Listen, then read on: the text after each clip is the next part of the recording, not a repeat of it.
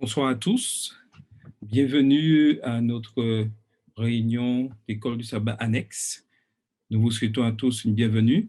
Nous allons commencer notre programme avec le chant, le numéro 139 de notre hymne louange.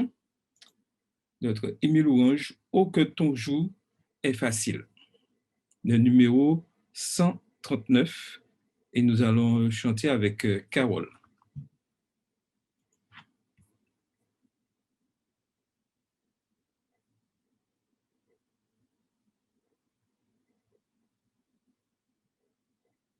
Est-ce que Carole m'entend? Oui, est-ce que vous m'entendez? Vous entendez très bien. Alors, attendez.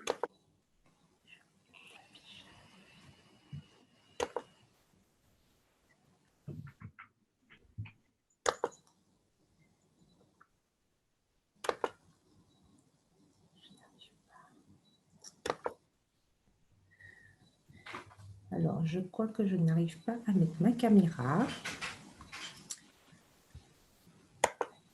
C'est pas grave. Vas-y.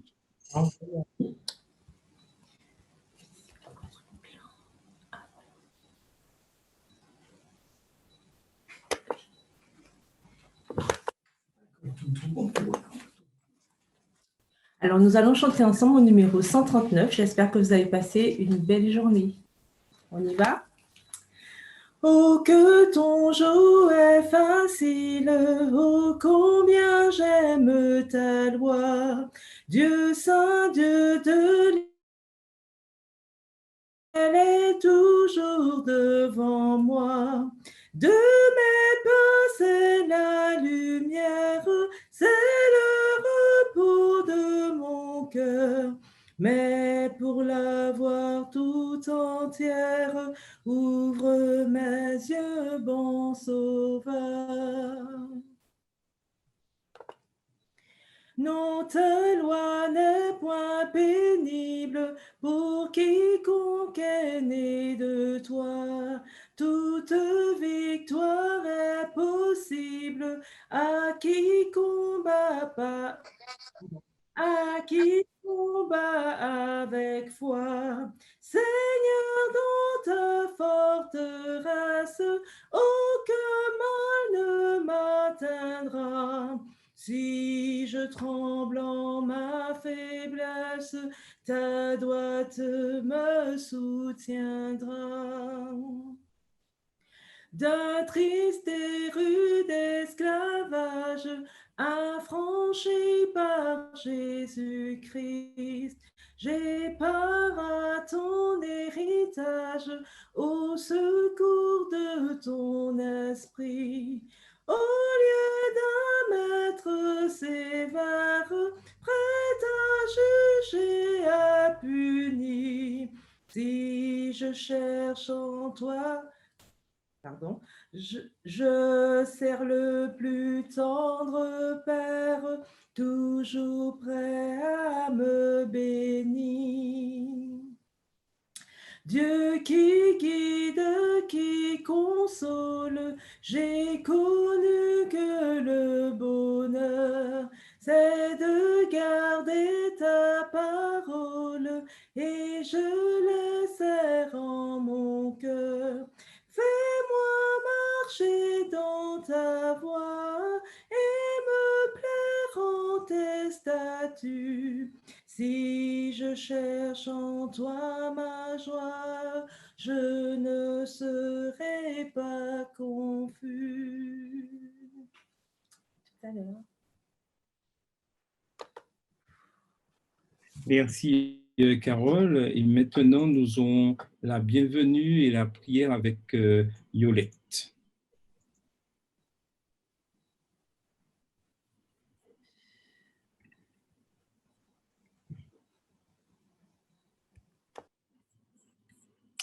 Oui, est-ce que Yolette m'entend? Oui, je suis là. À toi. Alors, je dis bonsoir à tous. Bonsoir. Bonsoir, Yolette. Bonsoir. Je souhaite la bienvenue, une bienvenue spéciale à tous. J'espère que vous avez passé une bonne journée sous le regard de Dieu. C'est très beau d'étudier la parole de Dieu. Et personnellement, je remercie Dieu.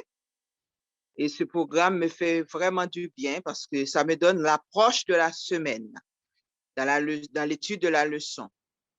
Donc, j'espère que c'est pareil pour chaque participant.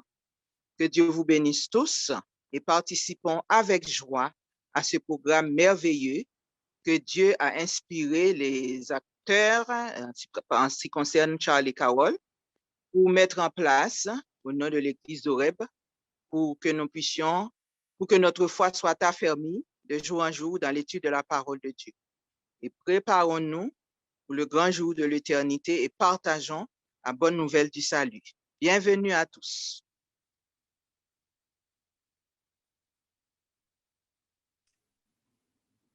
Et oui, maintenant, nous allons prier avec toi, Yolette. D'accord, entendu. Notre Dieu, notre Père, nous voulons, Seigneur, te remercier. Te remercier pour le pardon de nos péchés. Te remercier pour ta présence dans nos vies. Parce que c'est une grâce imméritée, Seigneur, de faire ta demeure en nous. Seigneur, nous avons choisi de te servir. Nous te demandons chaque jour de nous remplir de ton Saint-Esprit et que nous ne puissions pas accomplir nos désirs, mais tes désirs en nous chaque jour et que ton nom soit glorifié au nom de ton Fils Jésus-Christ. Bénis ce programme ce soir, Seigneur, remplis de Saint-Esprit tous ceux, Seigneur, qui participent et aussi Charles qui va parler en ton nom. Que ces trois Seigneurs qui parlent à travers lui, que tout soit édifié et que le monde entier, Seigneur, puisse entendre ta parole et que leur foi soit affermie pour toujours. Seigneur, merci pour ton amour. Merci pour ta fidélité. Merci pour ta puissance dans nos vies. Merci, Seigneur, pour la liberté que tu nous donnes jusqu'à aujourd'hui de pouvoir parler de toi.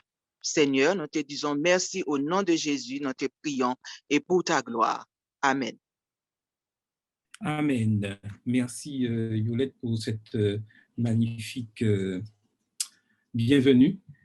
Maintenant, nous allons passer au bulletin avec Carole qui nous fera le récit du jour.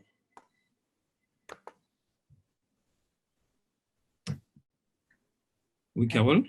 Oui. On m'entend? On t'entend très bien. Oui, on te voit.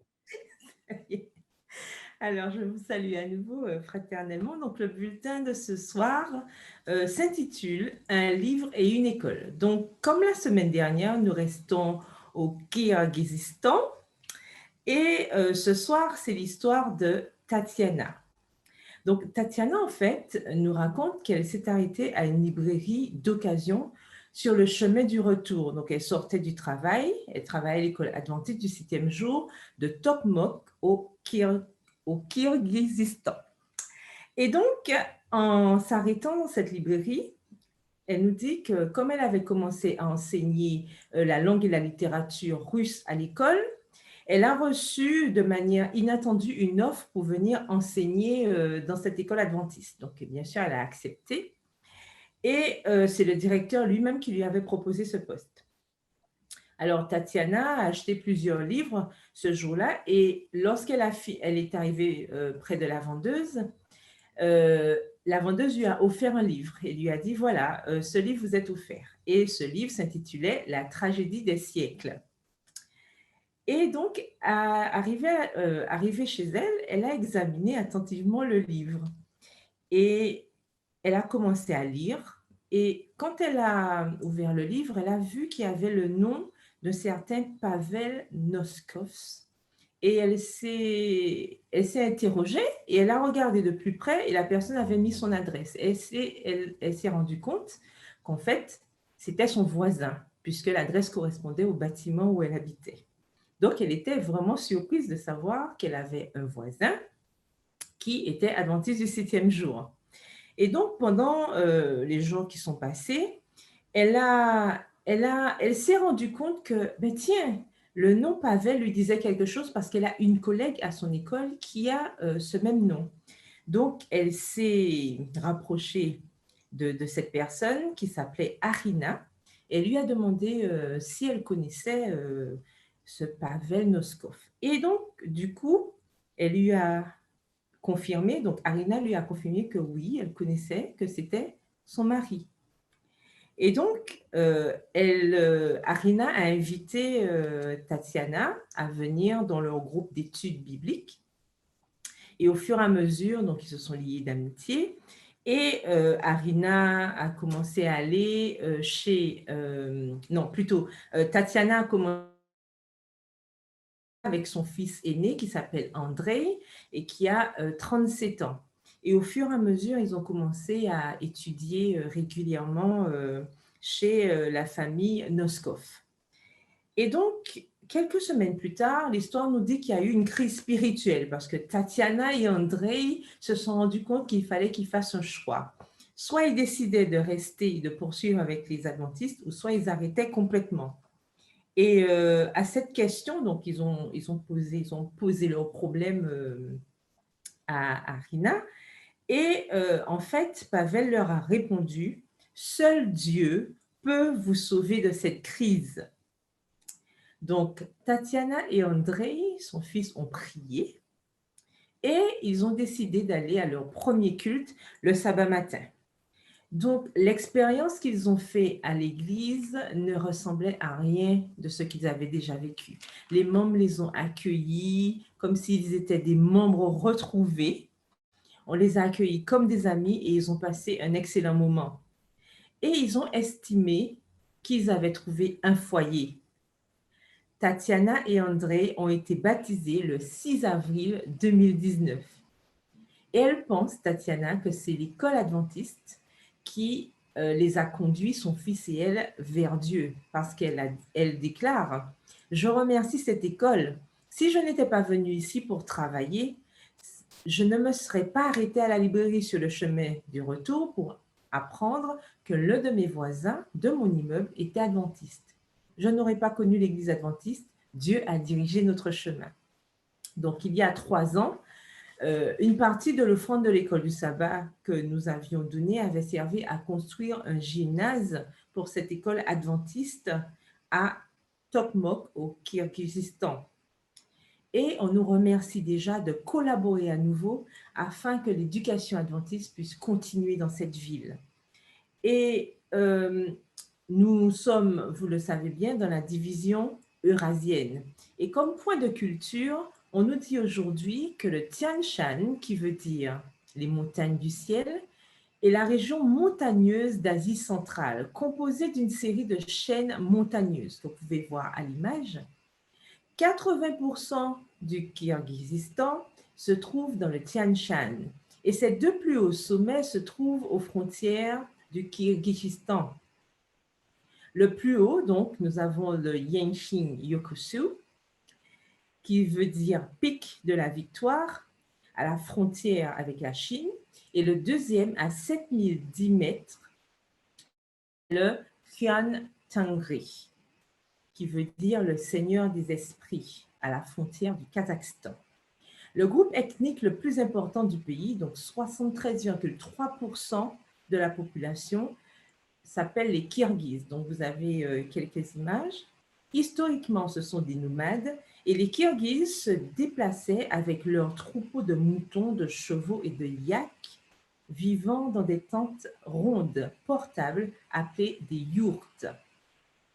La plupart des éleveurs kirghizes sont encore semi-nomades et emmènent leurs troupeaux dans les montagnes pendant l'été. L'équitation est toujours importante dans la culture kirghize et de nombreux jeux traditionnels et des sports nationaux au Kirghizistan en témoignent.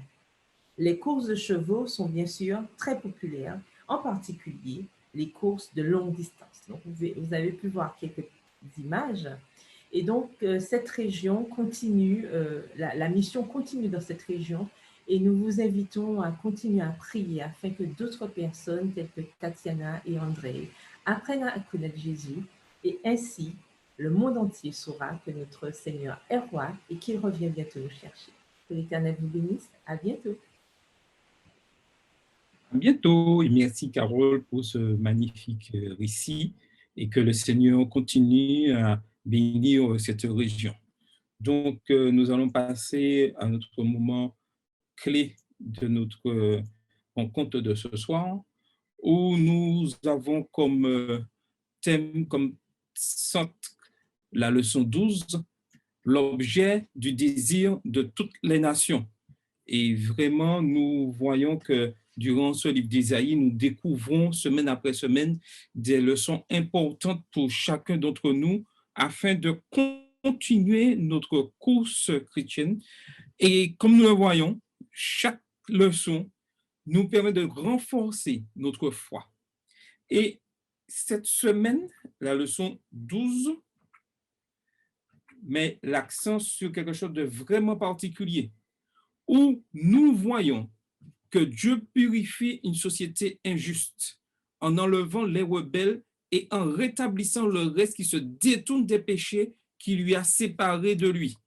Grâce aux bénédictions de la présence de Dieu, les gens d'autres nations sont attirés vers Dieu et son peuple afin qu'ils puissent eux aussi profiter du temps de grâce de Dieu dont le message est proclamé et délivré par le Messie. Et en lisant ce texte, je fais un rapprochement avec, je dirais, la déclaration d'identité de l'Église adventiste. Et tout ceci rassemble cette idée où nous sommes un peuple qui a été choisi par Dieu avec une mission particulière d'annoncer le message. Nous ne sommes pas un club où nous prenons plaisir, où nous passons du temps pour satisfaire notre personne. Non, nous sommes un peuple choisi pour une mission particulière, proclamer le message. Et ça, c'est très important. Et plus le temps passe, et plus une sélection sera faite, et ce sera que ceux qui sont restés fidèles à cette mission qui pourront découvrir le maître. Donc, nous allons entrer maintenant vraiment dans le thème, dans le sens même de la leçon, l'objet du désir de toutes les nations. Dans le genre prophétique, la révélation divine ne concerne pas seulement la façon dont les oracles sont reliés au temps du prophète, mais aussi la façon dont ces oracles sont reliés au temps au-delà du contexte immédiat dans lequel ils sont donnés. L'accomplissement de la déclaration prophétique est souvent éloigné du ministère prophétique du prophète. Dans le cas d'Ésaïe 60, le message est donné dans le contexte de la restauration future de Juda de l'exil babylonien. Cependant, ce message a également une application future à l'événement glorieux de la restauration des rachetés à la fin des temps. Ésaïe 60 représente l'un des messages les plus optimistes du livre. Ma première question en ce soir de réflexion pour chacun d'entre nous, est-ce que le message que je fais passer à ceux qui m'entourent, mes voisins, mes amis, mes frères et sœurs au sein de l'Église, de la communauté, est-ce que je fais passer un message optimiste? Est-ce que lorsqu'on me voit, on sent un optimisme malgré les difficultés qu'il y a dans le monde? Ou est-ce que je fais passer un message négatif et on sent que je suis plus inquiet que le monde, alors que nous avons l'assurance? Donc, nous devons comprendre que nous devons être optimistes. Alors, pensez-vous que l'Église adventiste, on peut dire franchement, est vraiment optimiste dans sa façon de fonctionner? Donc, si quelqu'un peut prendre la parole pour intervenir.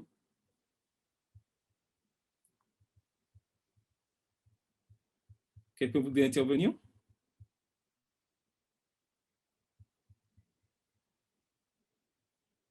Oui.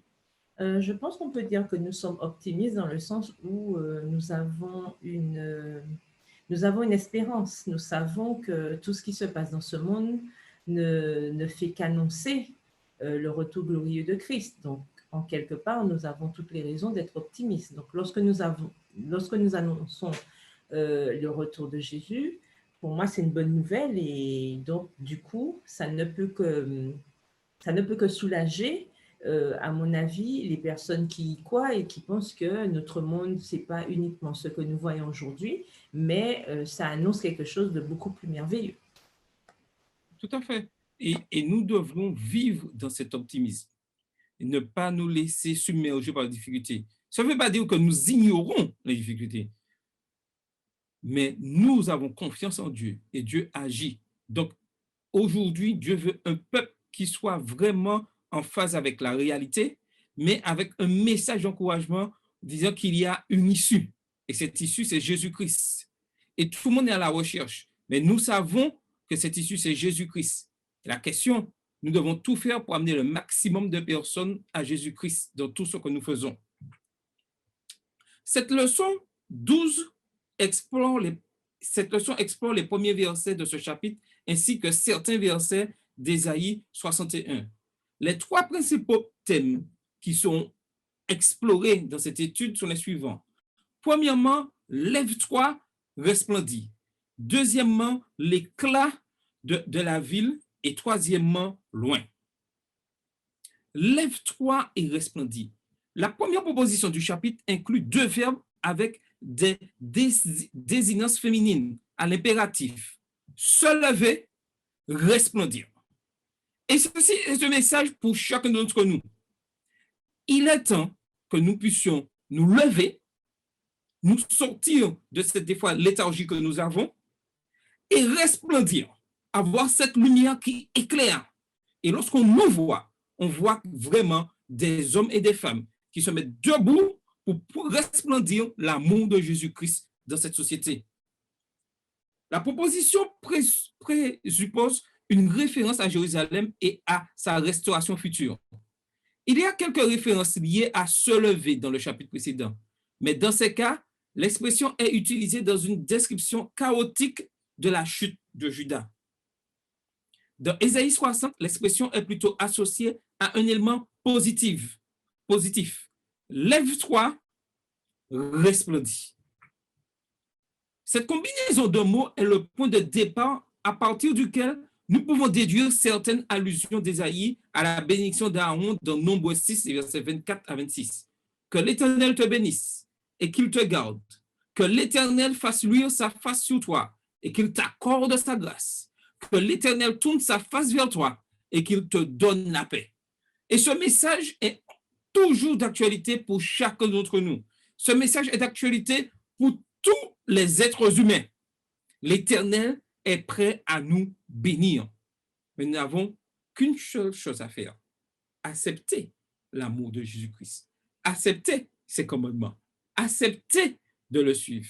C'est là la clé de la réussite aujourd'hui. Cette prière pourrait avoir une influence sur Ésaïe 60, en particulier la phrase « Que l'Éternel fasse luire sa face sur toi ».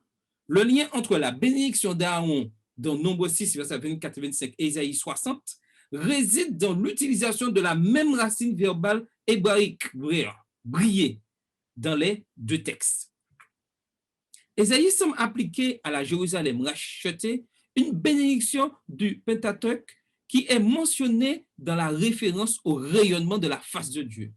L'éclat du visage exprime la faveur selon la perspective de l'Uach Shukel.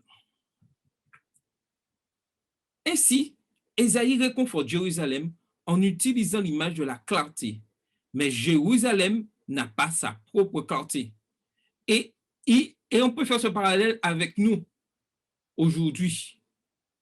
Nous sommes là, nous utilisons l'image de la clarté, mais nous n'avons pas notre propre clarté. Notre propre clarté, nous reflétons la clarté de Jésus-Christ. C'est quelque chose qu'elle doit recevoir d'une source extérieure. Cette clarté, nous la recevons de Jésus-Christ. Cette clarté imputée est bien exprimée par Ésaïe, car ta lumière est venue. Ésaïe 60, verset 1. En tant que telle, la glorieuse expérience de la Jérusalem rachetée sera l'expression de la faveur divine. La phrase « Lève-toi, resplendis, car ta lumière est venue et la gloire de l'Éternel s'est levée sur toi » montre un parallélisme évident relié à la conjonction explicative et La lumière qui est venue est la gloire de l'Éternel, et c'est sa gloire qui a apporté la clarté à Jérusalem. La clarté de la ville, en plus de l'influence de la célèbre bénédiction d'Aaron sur Ésaïe 60, l'idée de rayonnement ou de clarté commune aux rencontres de Moïse avec l'Éternel influence également Ésaïe dans ce chapitre. Et ça, c'est quelque chose vraiment que nous devons comprendre. Mais ma question maintenant, là, en ce soir, quelle influence pensez-vous que nous avons sur le monde en tant que personnellement et aussi en tant qu'Église adventiste du 7e jour? Alors, vous avez la parole. Que pensez-vous de l'influence que nous avons actuellement en tant qu'individu et en tant aussi que de communauté Église adventiste du 7e jour? Donc, est-ce que quelqu'un peut prendre la parole sur ce thème-là? Alors, oui, bonsoir à tous. Bonsoir, Odile. Oui, alors moi, je dirais tout d'abord que avant même d'aller dans le monde pour savoir quelle influence que le monde a à propos de l'Église, je dirais tout d'abord quelle influence que moi j'ai dans mon quartier. Comment les gens de mon quartier, comment mon voisin me voit. Parce qu'avant d'aller dans le monde, il faut déjà rester tout près. Parce que des fois, on a tendance à aller beaucoup plus loin. Et puis tout près, on a une mauvaise influence. Les gens ont une mauvaise influence de nous. Déjà, si j'ai une bonne influence autour de moi, dans mon voisinage, automatiquement, cette influence va se répandre dans le monde. Donc, commençons déjà par nos voisins à avoir une bonne influence sur eux, par notre attitude, par notre comportement, par notre façon de voir, notre façon d'agir avec eux. Et ensuite, cette influence, nous allons la porter beaucoup plus loin, c'est-à-dire dans le monde. Tout à fait, tout à fait. Tu as raison. Il est important que nous puissions commencer au plus près de là où nous sommes. Et aujourd'hui, avec tous les réseaux sociaux qui existent, savoir quelle influence le réseau social que j'utilise a sur le monde. Est-ce que lorsqu'on me voit sur les réseaux, qu'est-ce que je propage? Est-ce que je propage un message optimiste ou est-ce que je fais comme tout le monde avec des commentaires acides et des choses qui, je dirais, dévalorisent la lumière que Dieu m'a confiée afin de pouvoir éclairer le monde? Et ça, c'est important que nous puissions réfléchir à tout cela. Quelle influence j'apporte là où je suis, même si c'est dans mon petit environnement, et par rapport au message que Dieu m'a donné. Et ça, c'est important. Quelqu'un voudrait ajouter quelque chose? Oui, je voulais aussi ajouter, Charles, c'est vrai que tu parles des réseaux sociaux. En tant que chrétien, c'est très important pour nous de savoir ce que nous, c'est vrai que nous recevons certaines choses sur les réseaux sociaux, mais il faut savoir ce que nous partageons. Parce que souvent, nous recevons des choses et puis on partage, on diffuse, mais pour les personnes que nous diffusons, nous ne savons pas si la personne est fragile, quelle difficulté la personne est en train de rencontrer en ce moment, quelle situation qu'elle a, et en diffusant, par exemple, en partageant certaines choses, eh bien, tout simplement, on peut, à cause de nous, cette personne peut aussi se suicider. Donc, il faut faire très attention à ce que nous recevons et ce que nous diffusons, nous partageons. Tout à fait. Et c'est là l'importance de ce message optimiste aujourd'hui. Oui, Carole, tu voulais intervenir? Oui, tout à fait. Je suis entièrement d'accord avec ce que vient de dire Odile. Nous devons faire très attention en tant que chrétiens adventistes du 7e jour, notamment à ce que nous véhiculons comme message sur les réseaux sociaux, parce que souvent, il y a des choses qui nous arrivent. Parfois, on ne prend pas le temps de lire ou d'analyser et on se rend compte que peut-être ça ne correspond pas du tout aux valeurs que nous voulons transmettre, aux messages que nous voulons transmettre. Donc, ce n'est pas tout ce qui passe que nous devons transférer. Il faut d'abord regarder, analyser, parce qu'il y a des choses qui ne vont pas dans le sens que nous voulons. Et ce n'est pas parce qu'on me demande de transférer que je dois forcément transférer. Donc, il faut faire vraiment très attention parce que c'est vrai qu'aujourd'hui, les réseaux prennent une grande place dans nos vies. Et même au niveau des différentes périodes de crise, notamment que nous vivons actuellement, il y a beaucoup de lanceurs d'alerte, beaucoup d'informations par-ci, par-là. On doit faire très attention à qui on transmet, parce que si on parlait d'optimisme tout à l'heure, si on parle d'optimisme, on ne doit pas être non plus les premiers à lancer tout ce qui va, alors qu'on n'a pas d'information, on n'a pas de certitude. Et je pense qu'on doit faire attention. Quand on n'a pas de certitude sur quelque chose, moi, je pense, personnellement, en tout cas, c'est ce que je fais, quand je ne sais pas, quand je ne suis pas sûre de l'information, j'évite de partager. Ce n'est pas parce que je l'ai reçu que c'est forcément vrai. Donc, il faut faire attention. Si on peut vérifier, tant mieux. Mais si on ne peut pas vérifier, il vaut mieux éviter de transmettre quelque chose qui, après, va se révéler faux ou aura une influence contraire à ce que je voudrais au départ. Ouais, tout à fait, c'est très important, ceci. Et aussi, c'est bien de partager la parole de Dieu, mais je dirais à bon escient. Il ne faut pas que nous utilisons la parole de Dieu pour avoir un effet négatif sur ce qui nous entoure. Donc, nous devons toujours les utiliser, mais ne pas entrer dans, je dirais, dans un extrême disant que les réseaux sociaux, ce n'est pas bon et je n'utilise pas. Dieu utilise tous les moyens pour propager le message. Ce n'est pas le moyen qui pose problème, c'est nous, l'utilisateur, l'expéditeur d'informations, qui pose le plus souvent problème. Et lorsque je sais que je suis là pour répandre la lumière, donc je répands un message optimiste, je répands la bonne nouvelle. Donc, continuons. Nous voyons par exemple dans Exode 34 qui dit « Moïse ne savait pas que la peau de son visage rayonnait parce qu'il avait parlé avec Dieu. » Et ça, c'est un texte qui me touche énormément avant de continuer. Est-ce que lorsqu'on me voit, on voit un visage rayonnant, un visage qui a rencontré Dieu par la prière, par un échange intime? Et ça, c'est une question que nous vraiment devons poser la question. Le texte nous dit que Moïse ne savait pas que la peau de son visage rayonnait parce qu'il avait parlé avec lui. Est-ce que ceux qui m'entourent voient un visage rayonnant parce que je suis tout le temps en constante relation avec Dieu, par la prière, par le culte, par l'étude de la parole de Dieu, par l'étude de la leçon d'école du sabbat? Aujourd'hui, en tant que peuple, nous devons réfléchir individuellement, savoir quelle relation particulière que j'ai par rapport avec Dieu dans ma réflexion régulière. Il est important que nous passions aujourd'hui du temps en prière. Et ça, c'est un choix personnel que nous devons faire constamment, chaque jour. Le motif de la lumière est également présent lorsque Dieu guide les Israélites pendant leur expérience du désert. Et l'Éternel allait devant eux de jour dans une colonne de nuée pour les conduire par le chemin et de nuit dans une colonne de feu pour les éclairer. Exode 13, verset 21. Et nous pouvons faire un paradoxe avec l'Église adventiste du 7e jour. L'Église est-elle dirigée par une colonne de nuit ou une colonne de feu? J'ai cette certitude que oui, mais nous devons rester sur nos gardes et vraiment refléter, l'Église doit refléter cette image.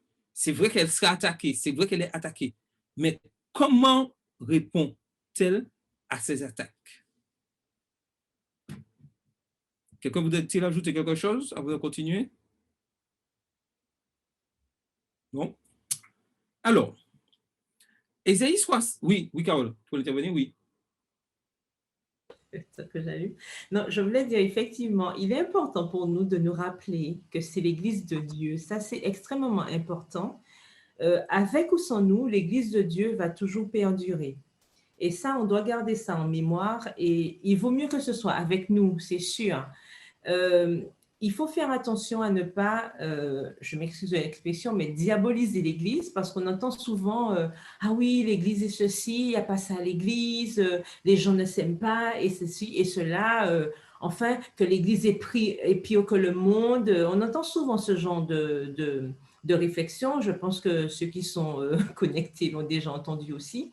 Mais on doit faire attention puisque c'est Dieu qui est à la tête de son Église. Et l'Église est composée, il ne faut pas l'oublier, d'hommes et de femmes qui sont perfectibles, d'hommes et de femmes forcément imparfaits.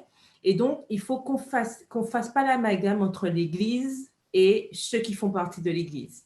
L'Église restera toujours dirigée par Dieu. Et donc, cette colonne de feu, cette colonne de nuée, ben oui, elles seront toujours là puisque c'est Dieu qui dirige son Église. Par contre, en tant que participant, en tant que membre de cette Église, je dois me poser la question tout le temps, à savoir, est-ce que justement je contribue à rayonner cette colonne de feu, à rayonner cette colonne de nuée, d'accord, de par ma relation avec mon Dieu. Puisque que je sois là, que je ne sois pas là, l'Église de Dieu subsistera. Il faut que ce soit bien clair pour chacun de nous, parce que l'Église, ce n'est pas l'homme qui a mis en place l'Église, c'est Dieu lui-même qui dirige son Église. Donc, plaise à Dieu que justement, nous fassions partie de ce peuple entièrement consacré justement à cette mission qu'il nous a confiée. Tout à fait, et ceci, c'est très important. Donc, je continue. Et Isaïe 60, verset 2, présente un autre parallèle intéressant à ce motif de la lumière dans Exode pour nous aider à comprendre l'expérience glorieuse de Jérusalem. Car voici les ténèbres couvriront la terre et l'obscurité profonde les peuples. Mais sur toi se lèvera l'Éternel et sa gloire sera vue sur toi. Voilà l'image que l'Église doit renvoyer au monde. Dans ce monde de ténèbres, dans ce monde, je dirais, où la COVID-19 règne, nous devons envoyer cette lumière. Mais nous, en envoyant cette lumière, passe déjà en respectant les règles, les lois qui ont été mises en place par les hommes. C'est-à-dire, si dans le temps de cette période de COVID-19, il nous est demandé de porter le masque, d'avoir des distances, d'avoir un certain nombre de personnes en moins dans l'église, respecter ça. Nous devons être les premiers à respecter ces choses si nous voulons vraiment resplendir. Si, en tant qu'église, je me mets à désobéir à ces principes, on a dit de porter le masque, on a dit de garder les distances, on a dit de respecter le nombre de personnes, un banc sur deux, et que je fais ma loi, tout ça, je veux que tout reprenne normalement. Comment pourrais-je resplendir cette lumière si je ne respecte pas les lois et ces lois ne vont pas à l'encontre de la parole de Dieu? Si nous voulons vraiment resplendir en tant qu'Église, nous devons aussi respecter les lois mises en place par les hommes. Car c'est en respectant ces lois que on va dire, ah, eux, ils respectent les choses. Mais des fois, nous sommes les premiers à nous rebeller contre les lois qui sont mises en place. Comment voulons-nous, en désobéissant aux lois qui ont été mises en place, pouvoir resplendir dans le monde, voir que nous sommes une église forte, là où nous sommes, déjà là où l'église se trouve dans son environnement. Il est important que nous puissions respecter les lois pour pouvoir resplendir. Et c'est ce que Dieu nous demande en tant que peuple. Il ressort clairement du contexte que la terre est parallèle au peuple, tandis que l'Éternel est parallèle à sa gloire dans la deuxième partie de la phrase. Il est évident que les expressions Yahvé et sa gloire ont été utilisées de manière interchangeable. Le message est clair. Dieu promet un avenir brillant à Jérusalem, même si le visage du peuple de Dieu montre des vestiges de leur lutte passée. Nous avons eu beaucoup de combats, des luttes, ils ont eu beaucoup de luttes. Mais, Ésaïe 60, verset 20 dit, les jours de ton deuil seront finis, car la gloire de l'Éternel va se manifester. Et nous devons avoir cette assurance. La gloire de l'Éternel va se manifester. Maintenant, où je serai? C'est là la question individuelle, personnelle que nous devons nous poser.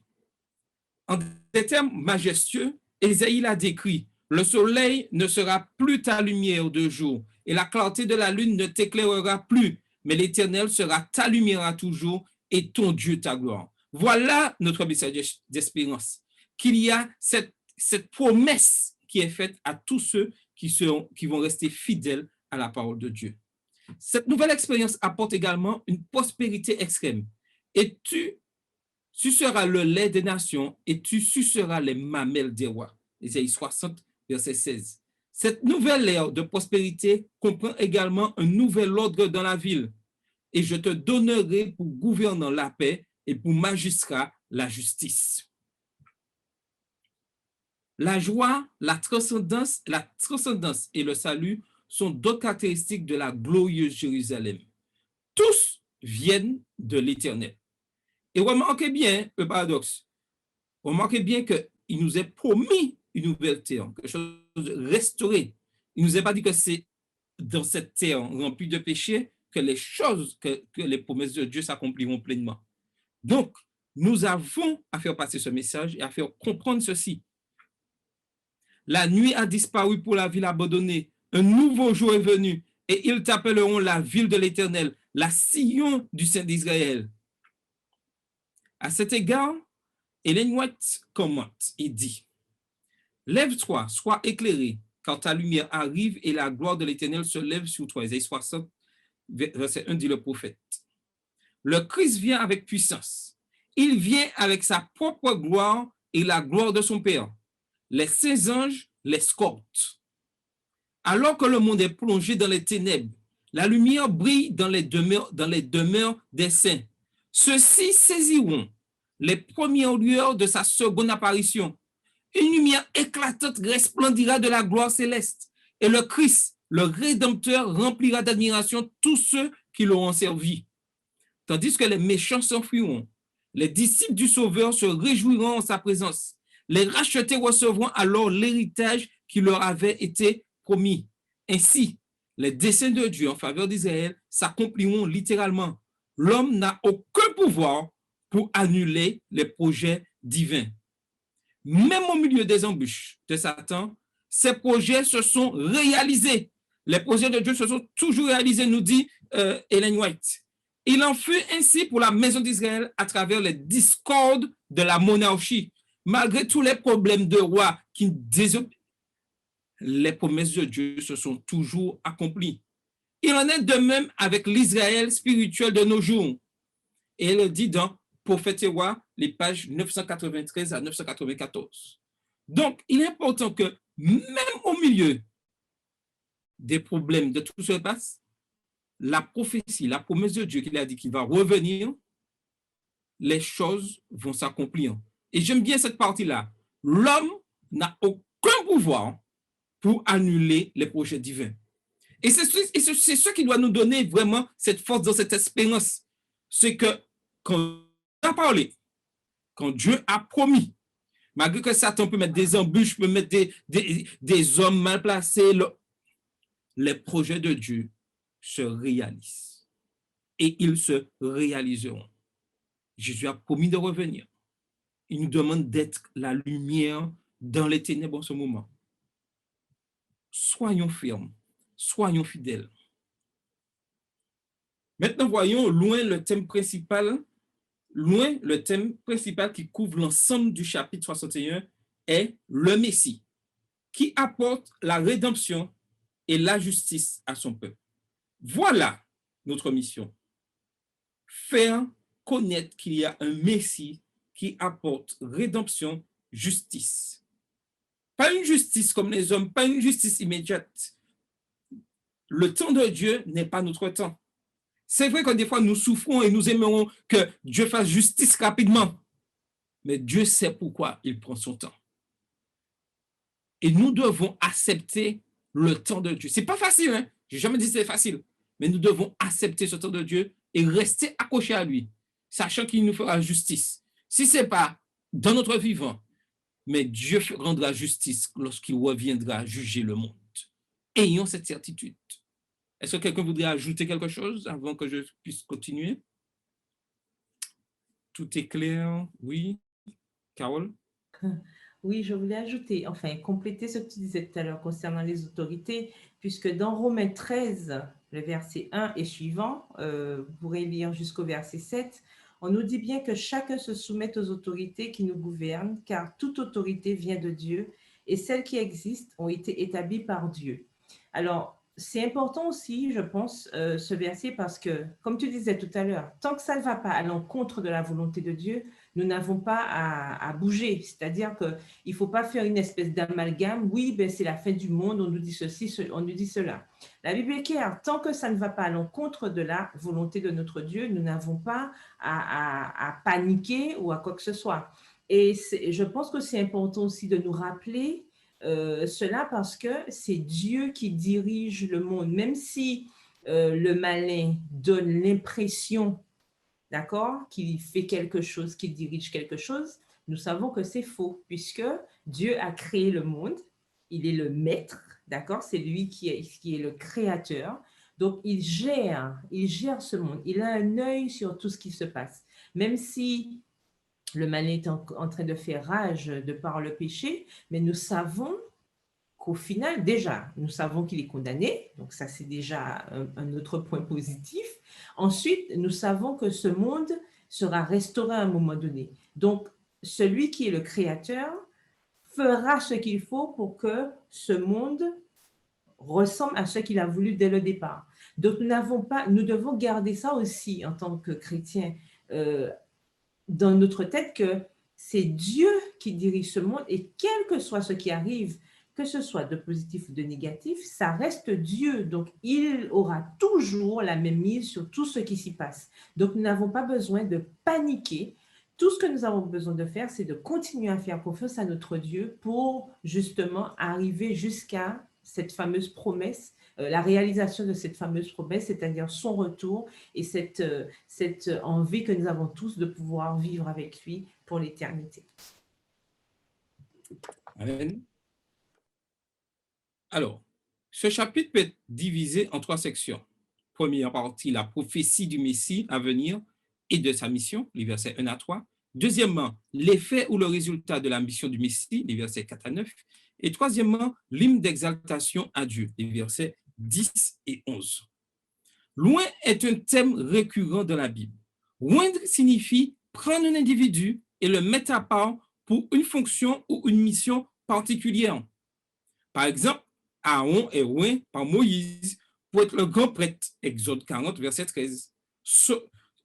Saül et David sont oints par Samuel comme roi d'Israël, 1 Samuel 10, verset 1, 1 Samuel 16, verset 13. Christ est oint par Dieu le Père, par le Saint-Esprit, Somme 45, verset 7, Acte 10, verset 38. Dans Ésaïe 61, verset 1 et 2, Jésus interprète qu'il est loin. Après avoir lu le passage, il commence à leur dire, « Aujourd'hui, cette parole de l'Écriture que vous venez d'entendre est accomplie. » Luc 4, verset 21. En ce qui concerne ce chapitre, Ellen G. White soutient et dit, le chapitre 61 d'Ésaïe attestait que le Christ accomplirait l'œuvre qui lui était assignée. Extrait du livre Jésus-Christ à la page 452. Dans l'autre section du livre, Ellen G. White fournit quelques détails sur l'utilisation d'Ésaïe 51 par Jésus dans cette prédication à Nazareth. Et elle dit, quand Jésus lut le passage prophétique dans la synagogue, il passa sous silence la dernière déclaration concernant l'œuvre du Messie. Après avoir lu les mots pour proclamer une année de grâce du Seigneur, il omit la phrase « et de la part de notre Dieu un jour de vengeance » Ésaïe 61, verset 2. Ceci était tout aussi vrai que ceux qui précédaient et le silence de Jésus n'entendait pas opposer un démenti à cette vérité. Mais cette dernière expression était justement celle sur laquelle ses auditeurs aimaient à méditer et dont ils souhaitaient l'accomplissement. Regardez bien. Et des fois aujourd'hui, et je reviens sur la dernière partie, et aujourd'hui, certains d'entre nous souhaitent le plus souvent que, oui, vengeance, que c'est à Dieu seul appartient la vengeance. Et Jésus lui-même, et c'est volontairement que la Sourate nous dit qu'il a effacé cette partie-là. Il annonçait les jugements divins sur les païens sans voir que leur culpabilité était encore plus grande. Ils avaient un peu plus grand besoin de la miséricorde divine dont ils entendaient priver les païens. Ce jour-là, alors que Jésus se tenait au milieu d'eux dans la synagogue, l'occasion leur était offerte d'accepter l'appel céleste. Et cet appel est encore pour nous d'actualité. Celui qui prend plaisir à faire grâce, Michée 7, verset 18, ne demandait qu'à les sauver de la ruine que leur péché allait entraîner. Extrait du livre Jésus-Christ, les pages 222 et 223. Et ceci est important pour nous aujourd'hui. Ce que nous devons rechercher, même si nous cherchons justice, c'est chercher la grâce de Dieu pour nous. Que nous soyons pleinement, je dirais, en communion avec Christ, pleinement sauvés, pleinement pardonnés de nos péchés. Et laisser les choses à Dieu. Il agira. Par son Saint-Esprit, il nous dira ce qu'il faudra faire. Mais nous devons nous laisser diriger par le Saint-Esprit dans tout ce que nous faisons. Et c'est ça la force, c'est la force de l'Église, se laisser diriger par le Saint-Esprit. Et au niveau de toutes nos institutions, la manière de notre fonctionnement, tout est basé sur l'influence du Saint-Esprit. Et pourquoi aujourd'hui, on se dit, oui, mais ah ouais, on voit des choses, ça ne fonctionne pas. Parce que nous, les hommes, nous voulons mettre notre grain de sel dedans et ne pas laisser les choses diriger. Des fois, nous voulons donner un petit coup de main à Dieu. Non, laissons le Saint-Esprit agir et n'agissons pas selon nos propres volontés. Dieu veut nous glorifier en son Fils et restaurer notre position en tant qu'enfants de son royaume. Il veut que nous reflétions son caractère au fur et à mesure que nous sommes rétablis dans cette position. Les nations et les peuples ont besoin de voir la gloire de Dieu à travers son peuple. Nous sommes appelés à refléter la gloire du Seigneur. Voilà notre mission. Nous ne sommes pas nous-mêmes la lumière. Nous ne pouvons que refléter la lumière du Seigneur. Qu'est-ce que les paroles de Jésus, vous êtes la lumière du monde, Matthieu 5, signifient pour nous aujourd'hui? De quelle manière transmettons-nous sa lumière aux autres? Voilà une des questions auxquelles nous devons réfléchir au cours de cette semaine. De quelle manière transmettons-nous sa lumière aux autres? Et j'insiste, et je reviens sur cette partie-là, si nous voulons transmettre la lumière aux autres, c'est en respectant ce que la parole de Dieu dit. C'est en ayant une bonne attitude que nous pourrons transmettre ceci. Mais sachons bien que si nous ne transmettons pas cette lumière, nous serons rejetés de Dieu. Ne croyons pas que parce que je ne reflète pas de la lumière, que oui, et puis c'est bon, tout ça, et que au dernier jour, Jésus va me sauver, je serai... Non, non, non, non, non, non. Si je veux être présent lorsque Christ reviendra, il faut que je commence dès aujourd'hui à transmettre sa lumière aux autres. C'est l'une des conditions pour être candidat au ciel. Transmettre la lumière. Il n'y a pas de personne qui reçoit et puis garde ça pour elle, et puis c'est comme ça. Non, non, non. Il faut que nous puissions transmettre ce que nous avons reçu. Dans l'Église de Dieu, il n'y a pas de membres inactifs qui n'accomplissent pas la mission. Nous devons être tous des membres actifs et remplir pleinement la mission. Voyons ce que Luc 4, verset 18-19 nous dit. L'Esprit du Seigneur est sur moi parce qu'il m'a oint pour annoncer une bonne nouvelle aux pauvres. Il m'a envoyé pour guérir ceux qui ont le cœur brisé, pour proclamer aux captifs la délivrance et aux aveugles le recouvrement de la vue, pour envoyer libres les opprimés, pour publier une année de grâce du Seigneur. Quel principe sur le partage de l'Évangile pouvons-nous tirer de ces versets? Alors, si quelqu'un voudrait intervenir rapidement, nous arrivons déjà à la fin. Malheureusement, le temps passe très vite. Est-ce que quelqu'un pourrait donner son avis sur quel est le principe sur le partage de l'Évangile pouvons-nous tirer de ces versets? Quelqu'un voudrait intervenir?